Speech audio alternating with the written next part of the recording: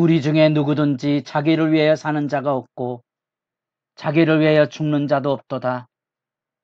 우리가 살아도 주를 위하여 살고 죽어도 주를 위하여 죽나니 그러므로 사나 죽으나 우리가 주의 것이로다. 거룩한 새벽의 기도자 여러분, 주님을 향한 우리의 믿음의 삶이 하나님의 말씀의 인도로 날마다 새롭고 복되기를 소망합니다. 오늘 우리가 읽어갈 하나님의 말씀은 로마서 14장 1절에서 12절까지의 말씀입니다. 우리는 이 안에서 드디어 하나님 앞에 하나님의 의로움을 받아 죄인을 사랑하사 목숨을 내어주신 하나님의 사랑을 경험한 사람들이 하나님의 사랑의 질서를 가지고 어떻게 살아가야 될지, 보다도 14장부터 15장 13절까지는 교회 안에서 어떻게 다양한 사람들과 다양한 견해를 가진 사람들과 어떻게 화평을 이루며 공동의 유익을 향하여 함께 자라갈 수 있을지, 그 안에 담겨져 있는 하나님 나라의 경공과 예수를 주로 섬기는 그리스도의 주권을 따르는 이런 삶의 질서의 이야기들을 이제 읽어가게 될 것입니다. 우리는 그 첫 번째 단락으로서 이 교회의 질서를 어떻게 지켜갈 것인가, 특별히 믿음이 약한 자를 받으라, 뜬금없는 이야기처럼 들려지지요. 이 내용의 기본 배경은 그렇습니다.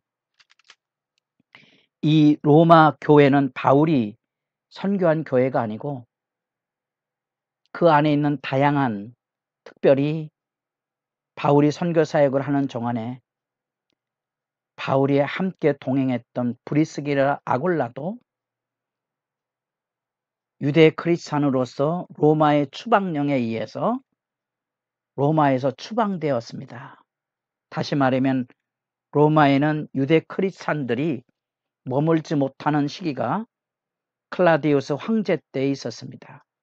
이후에 네로 치세 때 되면 이 칙령이 무효화돼서 유대 크리스찬들이 들어오긴 했지만 로마 교회 안에는 유대 크리스찬이 가지고 있었던 구약에, 특별히 지금도 유대인 하면 그들이 가지고 있는 종교 규례, 특별히 레위기 11장부터 15장까지 나오는 이 정결 규례, 무엇을 먹고 어떤 음식은 부정한 것인가에 대한 이 음식 정결 규례와 안식일과 더불어 월삭, 그들이 지키던 모든 이런 절기들은 그들의 일상이었습니다.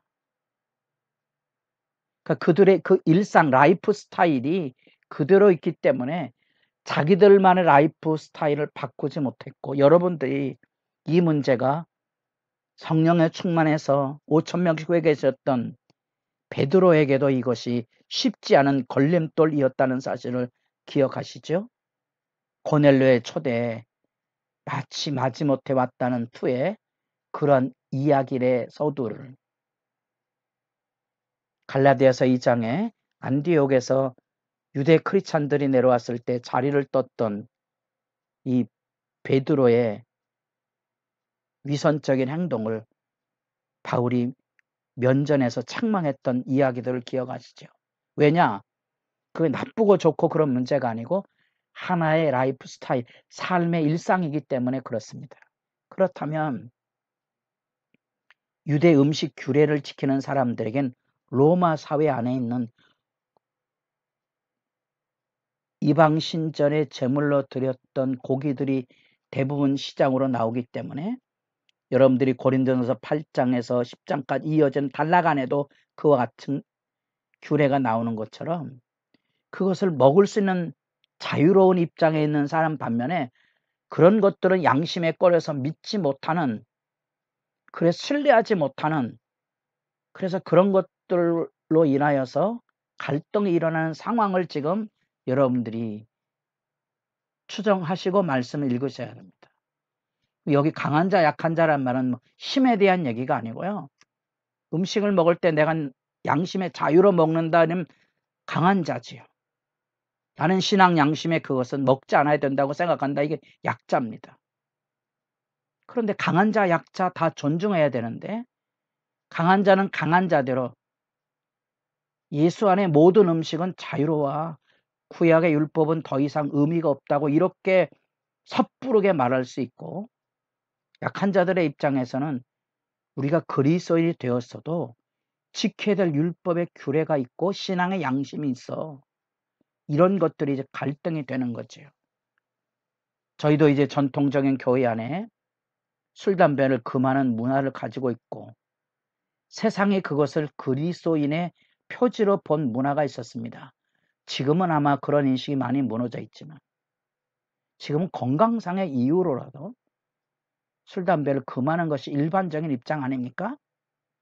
그러나 예전에 이게 큰 갈등이었습니다. 제 경험상으로는 추석을 추수감사로 바꿔서 지키는 문제 때문에 보수적인 신자들과 진보적인 신자들 간에 큰 갈등이 있었습니다.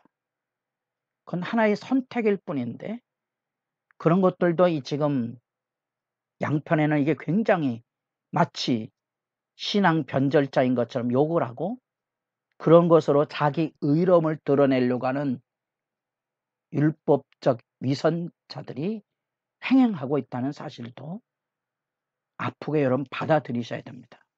바로 그 얘기를 하고 있는 겁니다. 강한 자와 약한 자에 대하여 이제 먼저 강한 자의 입장에서 바른 신앙의 권면으로 1절을 시작합니다. 주제 권면이죠. 믿음의 약한 자를 너희가 발 때 그의 의견을 비판하지 말아라. 강한 자 약자가 있을 때 서로 존중의 질서를 가볍게 여기지 말라는 거지. 가볍게 여기지 말라는 겁니다. 그리고 이제 우리가 읽은 본문 12절까지 특별히 약자에 대한 입장에서 바울의 권면과 책망이 이루어지게 됩니다. 전통과 자유의 갈등에 대한 이야기들이 들려지고 있는 거죠. 그래서 유대 크리스찬들에게는 이 음식 규례와 절기가 굉장히 소중하지만 이방인 크리스찬들에게는 이게 별로 중요한 것이 아니기 때문에 쉽게 생각할 수 있다는 사실입니다.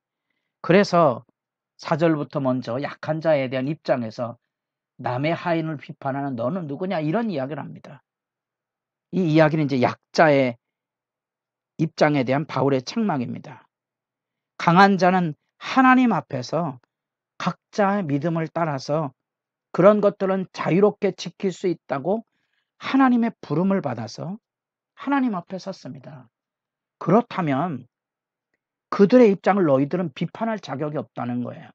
하나님하고 강한 자의 입장에 서 있는데 너희는 감히 하나님과 관계를 맺고는 저들을 비난할 자격이 있느냐? 이런 이야기를 하면서 각각 자기 마음으로 확정할지니라 마음이란 말이 나왔습니다. 우리가 로마서 12장 1절 2절을 시작하며 그 마음을 새롭게 함으로 그 마음은 생각을 바르게 한다는 것으로 우선 이해하는 게 중요하다 그랬습니다. 하나님의 우리를 구원하시는 사랑으로 세상을 바라보는 그 생각, 그 마음의 새로움, 은혜의 새로움, 사랑의 거룩한 빚진 자의 책임의식을 가지고 세상을 바라보고 이해해야 한다는 거지요. 그리고 말합니다. 우리 모두가 다 주를 위하여 먹고 마시지 않느냐.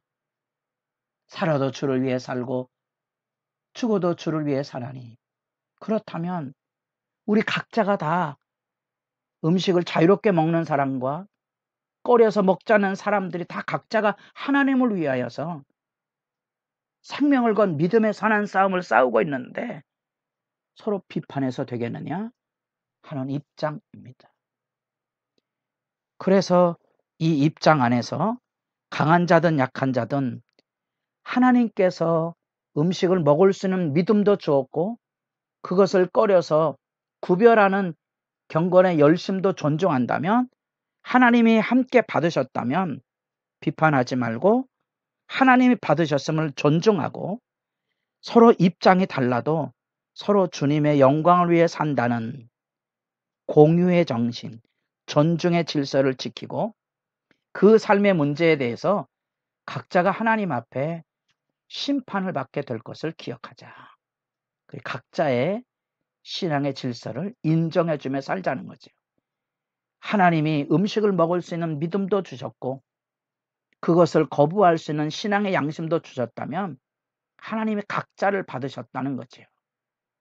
주님의 영광을 위해서 우린 서로 그렇게 공동으로 선을 이루어가는 입장이라면 정결교회에 대한 다른 입장을 가지고 있어도 서로 비판과 서로 걸림돌이 되지 말고 서로를 존중하고 배려하는 아름다움의 질서를 가지고 주님 앞에 사랑의 실천을 이루어가는 일에 정결하기를 권유하고 있습니다.